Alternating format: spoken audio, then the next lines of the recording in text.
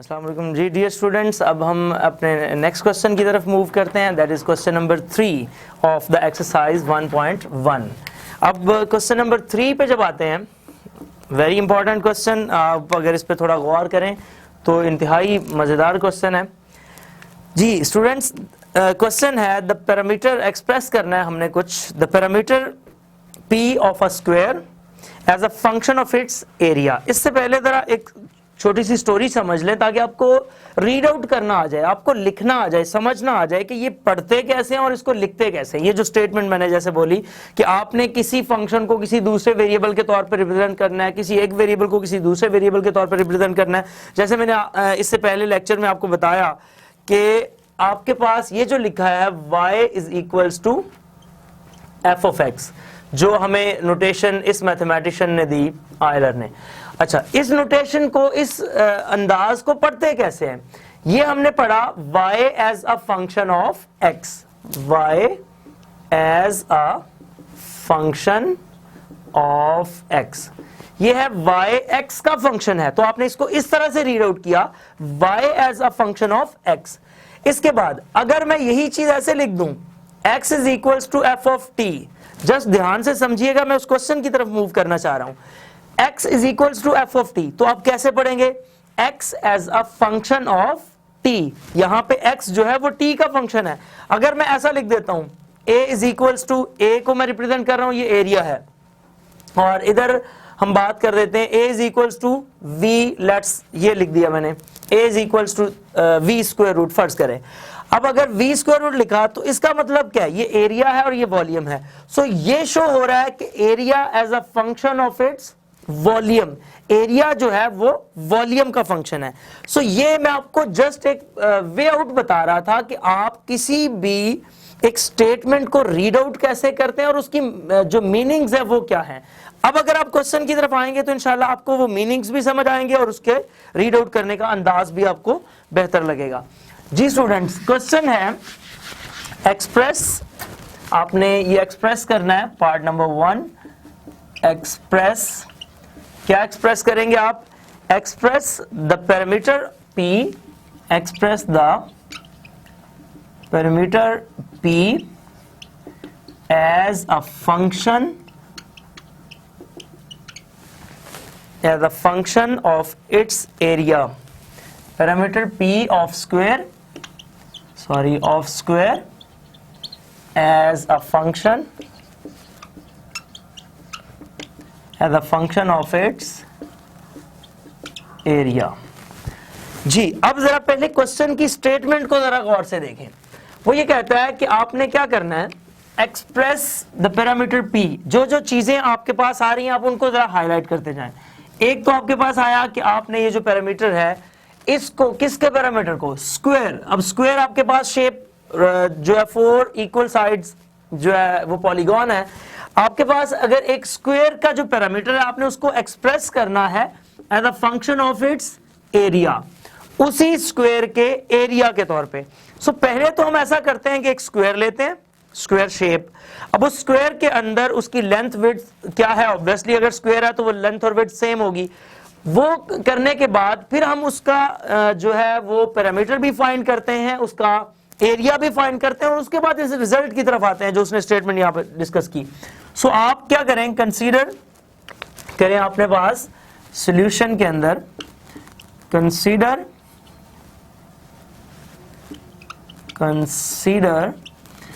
the length and width of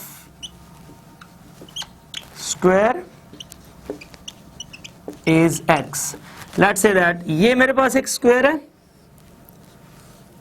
अब इस square की जो मेरे पास लेंथ और विड्थ है वो डियर स्टूडेंट्स क्या आ रही है? x। ये भी x है, ये भी x है। जी, अगर मैं बात करता हूं देन पैरामीटर जो इसका आएगा दैट इज p। अब पैरामीटर एक्चुअली बच्चों क्या होता है? सम ऑफ ऑल साइड्स, तमाम साइड्स का जो सम होगा। अब आप गौर करें, p is equals to all sides का सम क्या है, अगर ये साइड x है तो ऑटोमेटिकली ये भी x है, ये भी x है, तो ये भी x है, चूंकि ये स्क्वायर है, इसकी चारों साइड सेम होंगी। So sum of all sides तो क्या बनेगा, x plus x plus x plus x, ये आपके पास पैरामीटर ऑफ दैट आ गया। So that is p is equals to 4x which is number 1। इसको हम नंबर 1 कह के यहीं पे स्टॉप करते हैं। अब हम चलते हैं आगे एरिया की तरफ, क्योंकि मैंने जैसे अर्ज किया कि आपके पास जो दो चीजें मौजूद हैं जिसका क्वेश्चन के अंदर जिक्र किया गया, पहले हम वो फाइंड करेंगे। सो आपने क्या किया, यहाँ पे पैरामीटर फाइंड कर लिया, अब आप एरिया की तरफ आते हैं। सो अगर एरिया पे आप गौर करें, एरिया क्या होता है, area now area is equals to length cross width, that is x cross x। So a is equals to x square which is number 2। ये आपके पास सेकेंड नंबर आ गया। अब हम आते हैं क्वेश्चन की स्टेटमेंट की तरफ और उसको जो है पढ़ते हैं, अच्छी तरह रीड आउट करते हैं कि किसको किसका फंक्शन बनाना चाह रहे हैं हम। अब जरा गौर करें, कहता है एक्सप्रेस द पैरामीटर p यानी कि p को of a square of a function of its area. आपने फंक्शन बनाना है एरिया का। जैसे मैंने लास्ट आपको डिस्कशन के अंदर कुछ एग्जांपल्स दी कि अगर y को f ऑफ x के तौर पे लिखा जा रहा है तो उसका मतलब है y x का फंक्शन है, अगर a को v के तौर पे लिखा जा रहा है तो उसका मतलब है a v का फंक्शन है। यहां पे उसने कहा है कि पैरामीटर को एरिया का फंक्शन बनाए, मतलब p को a का फंक्शन बनाए। p के सामने जो आंसर आए वो a की सूरत में आए, यानी कि p के सामने जो आंसर आए वो a की सूरत में अगर वो डिमांड करना चाह रहा है तो वो उस x को यहां से एलिमिनेट करना चाह रहा है। वो चाह रहा है कि इस x की जगह पे a सेटल्ड होना चाहिए, तो वो हम कर सकते हैं। एलिमिनेशन का क्वेश्चन है सिंपल। यहां से अगर हम x की वैल्यू निकाल लें इन टर्म्स ऑफ a, वो x की वैल्यू हम रिप्लेस करेंगे इस एक्सप्रेशन इक्वेशन नंबर 1 के अंदर। जब हम वहां पे रिप्लेस करेंगे तो हम देखेंगे कि p जो है वो एरिया की सूरत में हमारे पास आ रहा है। सो स्टूडेंट्स यहां पे आप करें टेकिंग स्क्वायर रूट, इसका स्क्वायर रूट लें, टेकिंग स्क्वायर रूट, ये आ जाएगा square root a is equals to x। इसको आप पुट कर दें, पुट इन 1, तो ये आ जाएगा p इज इक्वल्स टू, ये आपके पास एक्सप्रेशन 1 है, p is equals to 4 time और x की जगह पे आ जाएगा स्क्वायर रूट a।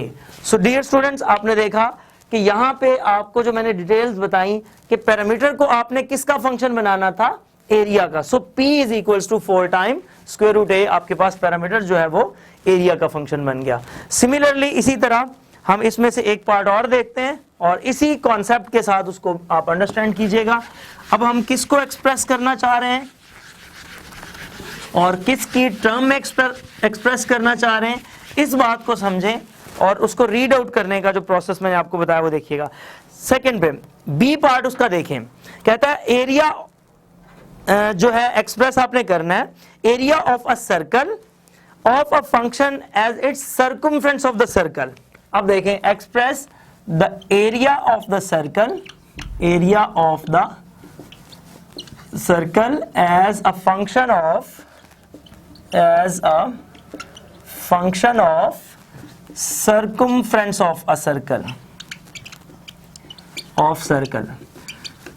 जी तो स्टूडेंट्स अब आपने क्या करना है, देखें एरिया का जिक्र किया यहां पे और सर्कमफ्रेंस का जिक्र किया, तो हम बजाय इसके कि पहले जाएं कि किसको किस पे एक्सप्रेस करना चाह रहे हैं, हम ये चीजें पहले बता तो दें कि होती क्या है। सो एक सर्कल की बात हो रही है और सर्कल आपको पता है विदाउट रेडियस तो कोई कॉन्सेप्ट नहीं है, तो हम पहले सर्कल की अगर बात कर रहे हैं तो मैं यहां सोल्यूशन में ये बताने जा रहा हूं, let r be the radius of the circle, r be the radius of the circle.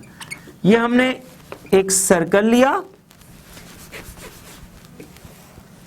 इस सर्कल के अंदर ये हमारे पास रेडियस है, let r be the radius of the circle.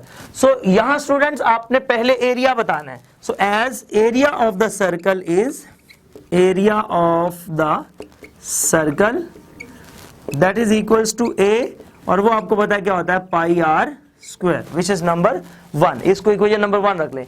उसके बाद दूसरा जिक्र क्या किया गया, सर्कमफ्रेंस ऑफ द सर्कल का। सो यहां पे आप आ जाएं और आप लिखें सर्कमफ्रेंस ऑफ सर्कल। तो सर्कमफ्रेंस ऑफ सर्कल है that is c is equals to 2 pi r। So students which is number 2। ये आपके पास सर्कमफ्रेंस ऑफ द सर्कल आ गया। अब आप जरा गौर करें किसको किसका फंक्शन बनाना चाह रहे हैं। वो कहता है एरिया को सर्कमफ्रेंस का फंक्शन बनाएं, यानी कि ए का जो आंसर है वो इन टर्म्स ऑफ सी लिखा जाए, area as a function of it circumference of the circle. So area को सी का फंक्शन बनाना चाह रहे हैं। इसका मतलब है मैं ए के सामने जहां आर है वहां क्या लाना चाह रहा हूं, सी लाना चाह रहा हूं, तो वो हमारे पास area circumference of the circle का फंक्शन बनेगा। सो अगर मैं ए के सामने सी लाना चाह रहा हूं, स्टूडेंट्स देखें सी का आर का मैं यहां से आंसर वैल्यू निकाल लेता हूं, फ्रॉम टू ये हमारे पास आ जाएगा C over 2 pi is equals to are.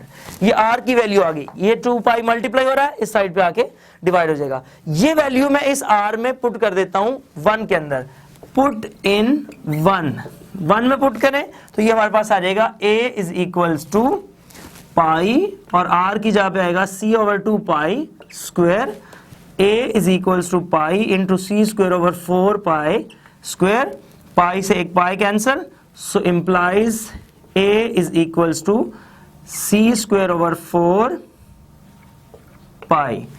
So dear students, आपने देखा कि यहाँ एरिया जो है वो सर्कमफ्रेंस ऑफ द सर्कल का फंक्शन बन चुका है। सो इस तरह से आप इन क्वेश्चंस को सॉल्व कर सकते हैं इजीली। अब नेक्स्ट अगर आप एक पार्ट देखते हैं तो जस्ट मैं उसको थोड़ा एक्सप्लेन कर देता हूं, आप उसको खुद देखिएगा। The volume v of a cube, volume है एक क्यूब का, the volume v of a cube as a function of its area of base. So आप गौर करें, एक आपके पास जो क्यूब है, अगर थोड़ा सा इसको एक्सप्लेन करता चलूं, the volume v of a cube, the volume v of a cube, मैं क्वेश्चन यहां पे राइट डाउन नहीं कर रहा, the volume v of the cube, आपने क्या किया, क्यूब बनाएंगे, ये आपके पास एक क्यूबिकल शेप आ गई जी, ये x है, ये x है, ये x है, ये आपके पास आ गया। सो आपने पहले तो आगाज में यही कहा, let x be the side of the cube, be the side of the cube, side of the cube, x आपके पास क्यूब की एक साइड आ गई। अब x be the side of the cube, then आपने क्या करना है कि वॉल्यूम को एरिया का फंक्शन बनाना है। सो पहले वॉल्यूम की अगर हम बात करें तो वॉल्यूम क्या होता है, length cross width cross height, तो ये आ जाएगा x cross x cross x। So ये आपके पास आएगा x cube which is number 1, ये v is equals to x cube आ गया। उसके बाद जब आप देखते हैं तो एरिया की बात करते हैं, एरिया क्या आता है, length cross width, so area is equals to x cross x which is x square। so dear students, अब आपने देखना है कि एरिया को आपने वॉल्यूम को आपने फंक्शन बनाना है एरिया का, यानी कि वॉल्यूम के सामने x नहीं चाहिए बल्कि a चाहिए, एरिया का फंक्शन बनाना है। तो यहां से x की वैल्यू निकालें और इस एक्सप्रेशन में आप रिप्लेस कर दें, इसका स्क्वायर रूट ले लें, टेकिंग स्क्वायर रूट, ये आप स्क्वायर रूट लेंगे तो ये स्टूडेंट्स आपके पास आ जाएगा x is equals to square root a, इसको पुट कर दें 1 में, put in 1, so v is equals to x की जगह पे आपके पास आएगा स्क्वायर रूट a और ऊपर उसके क्यूब। इसको आप ऐसे भी लिख सकते हैं, इस तरह भी लिख सकते हैं और इस तरह भी लिख सकते हैं, कोई भी आप टर्म यूज कर सकते हैं। सो आपने देखा कि यहाँ पे जो वॉल्यूम है वो आपके पास फंक्शन आ गया एरिया ऑफ द क्यूब का। जी स्टूडेंट्स, ये था क्वेश्चन नंबर 3। अब हम चलते हैं अपने नेक्स्ट क्वेश्चन की तरफ जो कि डोमेन और रेंज से ही रिलेटेड है और वो मैंने अपने प्रीवियस लेक्चर्स में बड़ी डिटेल से बता दिया। सो अब मैं उसको लाइटली थोड़ा सा डिस्कस कर देता हूँ कि क्वेश्चन नंबर 4 में आपके पास क्या कुछ आ रहा है। डिफरेंट फंक्शंस है, उसकी डोमेन और रेंज उसने आपसे डिमांड की है कि आपने उसकी डोमेन और रेंज फाइंड करनी है। जैसे कि अगर आप क्वेश्चन नंबर 4 में पार्ट नंबर 1 देखते हैं, क्वेश्चन नंबर 4 पार्ट नंबर 1, इसमें वो कह रहा है कि find the domain and range, आप इसकी डोमेन और रेंज फाइंड करें, फाइंड डोमेन एंड रेंज, ये दो चीजें आपने यहां से फाइंड करके देनी है। अब आप देखें पार्ट 1 जो है वो कहता है g of x is equals to 2x minus 5, एक लीनियर फंक्शन है। तो आप प्रीवियस लेक्चर में अगर गौर करें जो रेंज से रिलेटेड मैंने लेक्चर दिया तो उसमें मैंने लीनियर फंक्शंस की डोमेन और रेंज पे भी बात की। तो लीनियर जो फंक्शन होता है उसकी जो डोमेन होती है वो डियर स्टूडेंट्स होती है ऑल रियल नंबर्स और जो उसकी रेंज होती है वो भी क्या होती है, ऑल रियल नंबर्स, क्योंकि कोई ऐसी वैल्यू रियल नंबर्स में नहीं है जिसको इसमें रिप्लेस करने पे ये अनडिफाइंड हो रहा हो। सो यही आपकी डोमेन रेंज होती है कि आपका फंक्शन अनडिफाइंड ना हो। इसके बाद सेकंड पार्ट में देखें स्क्वायर रूट्स हैं, ये बस शॉर्ट क्वेश्चन है, एमसीक्यूज वगैरह के लिए ये आते हैं। g of x is equals to, यहां पे स्टूडेंट्स उसने कहा आपसे x स्क्वायर माइनस 4, इसकी आपने डोमेन और रेंज बतानी है। जी डोमेन की जहां तक बात है, इसका भी मैंने अपने डोमेन के लेक्चर के अंदर डिटेल से जिक्र किया हुआ है। अगर आप डोमेन फाइंड करना चाहते हैं तो प्रोसेस मैंने आपको बताया फॉर डोमेन। डोमेन के लिए आप क्या करेंगे, जो भी स्क्वायर रूट के अंदर लिखा हुआ है उसको ग्रेटर देन इक्वल्स 0 लिख लेंगे।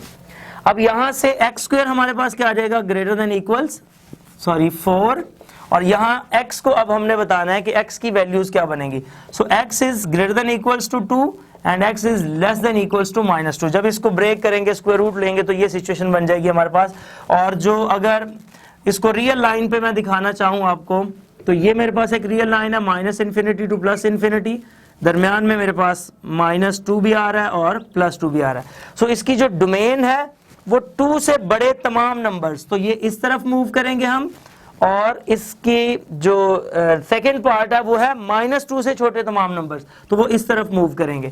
लिहाजा जो इसकी डोमेन बनेगी वो डियर स्टूडेंट्स हमारे पास आ गई -2 टू -∞ यूनियन 2 टू +∞। अब यहाँ पे कुछ स्टूडेंट्स इंटरवल के बारे में सोच रहे होंगे, मैंने अपने लेक्चर के अंदर इंटरवल की भी बड़ी डिटेल्स बताई हुई हैं। यहाँ पे मैंने आपके पास किस तरह की ब्रैकेट यूज की, यहाँ पे क्या यूज किया, ये ओपन को रिप्रेजेंट करता है और ये क्लोज्ड को रिप्रेजेंट करता है, ताकि आपको पता चले कि ये पार्ट इसका है और ये जो पार्ट इसमें मौजूद नहीं है। ये आपके पास इसकी डोमेन होगी। और रेंज, स्क्वायर रूट्स वाले जो फंक्शंस हैं उनकी रेंज बताते हुए आपने ऑल रियल नंबर्स को रिप्रेजेंट कर देना है, सॉरी पॉजिटिव रियल नंबर्स को। तो इसकी जो रेंज है वो पॉजिटिव रियल नंबर्स है 0 टू +∞। ये आपके पास इसकी रेंज आ गई। एक दो पार्ट अब आप ट्राई कीजिएगा। नेक्स्ट मैं एक पार्ट जरूर करता हूं इससे। स्क्वायर रूट वाला एक फंक्शन x+1, ये भी एग्जांपल्स में डिस्कस हो चुका है। मॉडुलस की बात आई, डिफरेंट चीज है, इसको जरूर ट्राई करते हैं कि अगर आपके पास फंक्शन में मॉडुलस आ जाता है g of x is equals to x minus 3 mod. अब डोमेन पे पाबंदी नहीं है, आप कुछ भी पुट कर सकते हैं, क्योंकि कोई ऐसी वैल्यू नहीं है जिसको इसमें रिप्लेस करने पर इसका आंसर इन्फिनिट हो जाएगा। लिहाजा डोमेन तो इसकी हो गई ऑल रियल नंबर्स। जहां तक बात रेंज की है, तो जितने भी मॉडुलस वाले फंक्शन होंगे जिसमें मॉड आ जाया करेगा, उनकी जो रेंज है वो आपके पास पॉजिटिव रियल नंबर्स होती है, क्योंकि उसका आंसर नेगेटिव नहीं हो सकता मॉड के अंदर। सो इसकी रेंज पॉजिटिव रियल नंबर्स हो जाएगी। अब डोमेन रेंज में से एक फाइनल क्वेश्चन करता हूं और फिर इंशाल्लाह नेक्स्ट लेक्चर की तरफ। जी आपके पास क्वेश्चन है, ये थोड़ा इंटरेस्टिंग है, अगर इसको ध्यान से समझिएगा। डिफरेंट चीज है। g of x is equals to, function है आपके पास 6x + 7, और जब x आपका लेस देन इक्वल्स -2 हो, और 4 - 3x है जब x आपका ग्रेटर देन -2 हो। इसकी डोमेन और रेंज बतानी है। जी तो स्टूडेंट्स पहले तो हम बताते हैं डोमेन। ऐसे फंक्शंस होते कौन से फंक्शंस हैं, आपको आइडिया होगा, पीस वाइज फंक्शंस कहा जाता है इनको। पीस वाइज क्यों कहा जाता है, कि ऐसे फंक्शंस जिसकी डोमेन को 2 या 2 से ज्यादा हिस्सों में डिवाइड कर दिया जाता है। आप देख रहे हैं एक फंक्शन है, उसकी डोमेन को जो -2 से छोटे नंबर्स हैं उसके लिए अलग कर दिया उस फंक्शन को, और -2 से बड़े नंबर्स के लिए अलग कर दिया उस फंक्शन को। सो इस तरह के फंक्शंस को हम पीस वाइज फंक्शन कहते हैं। सो इसकी जो डोमेन है, अगर मैं रियल लाइन के ऊपर आपको दिखाऊं तो आप इजीली इसको अंडरस्टैंड कर सकते हैं। ये -2 है मेरे पास, मैं कह रहा हूं -2 से छोटे नंबर्स के लिए एक फंक्शन है, ये -2 को शामिल करते हुए इस डायरेक्शन में आ गए, और -2 से बड़े इसको शामिल नहीं किया -2 को, तो इससे बड़े नंबर्स के लिए भी एक फंक्शन है। सो अगर आप गौर करें तो एक इंटरवल बन रहा है डोमेन के लिए -∞ टू -2 यूनियन, दूसरा इंटरवल बन रहा है -2 टू +∞। सो इसको अगर मैं कंप्लीट करता हूं तो आप देखें -2 इसमें शामिल है, इसमें मिस हो रहा है, लेकिन जब यूनियन करेंगे तो वो -2 टोटल में आ जाएगा। सो आपके पास जो इसकी डोमेन बन रही है वो -∞ से +∞, यानी कि ऑल रियल नंबर्स बन रही है। अब आते हैं रेंज पे। रेंज को जरा आप अच्छे तरीके से समझिएगा, वो थोड़ा टेक्निकल है, इसमें ये डोमेन के बारे में बात हो गई। अब रेंज पे आते हैं। रेंज में आप ये बात करें कि अगर आप x लेस देन -2 की बात करते हैं, number 1 if x less than -2, सो आप -2 जरा इसमें रिप्लेस करें और देखें क्या रिजल्ट बनता है। तो आपका जो f ऑफ -2 है वो बनेगा 6 into -2 plus 7, that is -12 plus 7, that is -5। ये आपका -2 से छोटे नंबर्स की तरफ जब हम मूव करेंगे तो जितनी नेगेटिव वैल्यूज हम कम करते जाएंगे, आंसर इसका और डाउन होता जाएगा। इसका मतलब है कि इसका आंसर जो है वो मूव करता है नेगेटिव डायरेक्शन में। कहां से स्टार्ट हुआ? -5 से। तो आप -5 को शामिल करते हुए -इंफिनिटी की तरफ मूव कर रहे हैं। ये इसका एक पार्ट हो गया ऊपर वाले का। अब हम नीचे वाले को डिस्कस कर लेते हैं। नाउ इफ अगर हम बात करते हैं x ग्रेटर देन -2 की, तो मैं इस फंक्शन में भी -2 को ही रिप्लेस करने जा रहा हूं। -2 को जब मैं इसमें पुट करूंगा तो 4 - 3 इंटू -2, ये 4 प्लस 6, तो ये मेरे पास क्या आ जाएगा 10। अब आप देख रहे हैं, अब मैं मूव करूंगा राइट साइड पे, तो आंसर्स भी जो है वो आपके पॉजिटिव साइड में बढ़े आते जाएंगे। सो इसका जो आपका डोमेन बनेगा, डोमेन सेट रेंज सेट, वो बनेगा 10 to positive infinity, 10 to positive infinity. अच्छा, यहां पे मैं 10 को शामिल नहीं कर रहा। सो मैं फाइनली पहले रेंज बता दूं आपको, फिर लॉजिक भी बताता हूं क्यों नहीं कर रहा। ये जो रेंज बन रही है वो मेरे पास बन रही है -इंफिनिटी टू -5 ये आ गया, और फिर यूनियन 10 टू पॉजिटिव इंफिनिटी। अब दो बातों के बस यहां पे जवाब देता चलूं। इधर मैंने -5 को शामिल क्यों किया और इधर 10 को शामिल क्यों नहीं किया, ये आज की इस लेक्चर की आखिरी बात होगी। -5 को शामिल क्यों कर रहा हूं? ये -5 को मैं इसलिए शामिल कर रहा हूं कि जब मैं डोमेन में देखता हूं तो मेरे पास -2 उस डोमेन का हिस्सा है, ड्यू टू इक्वलिटी, इक्वल होने की वजह से। तो इसको मैंने इसमें पुट किया, मेरे पास -5 आंसर आया। सो अगर डोमेन उस पार्ट में आ रही है तो ऑटोमेटिकली वो रेंज का भी हिस्सा होगा जो भी उससे रिजल्ट बन रहा है। सो -5 इसमें शामिल कर दिया।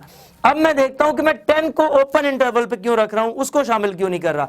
अगर 10 मेरे पास ओपन इंटरवल में है तो ये मैंने यहां पे पहले वैल्यू पुट की, मेरे पास आंसर आ गया 10।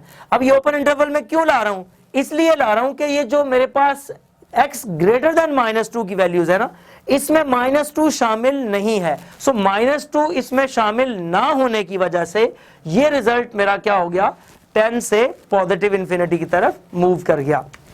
सो ये आपके पास जो रेंज और डोमेन इस तरह के पीस वाइज फंक्शंस के लिए है। इससे रिलेटेड किसी किस्म का भी कोई आपको सवाल हो तो ज़रूर पूछिएगा। ज़िंदगी रही तो इंशाअल्लाह तबारक व तआला फिर इसी प्रोग्राम में इसी चैनल पे दोबारा मुलाकात होगी। तब तक ले जा दीजिए, अल्लाह हाफिज़, अस्सलाम वालेकुम।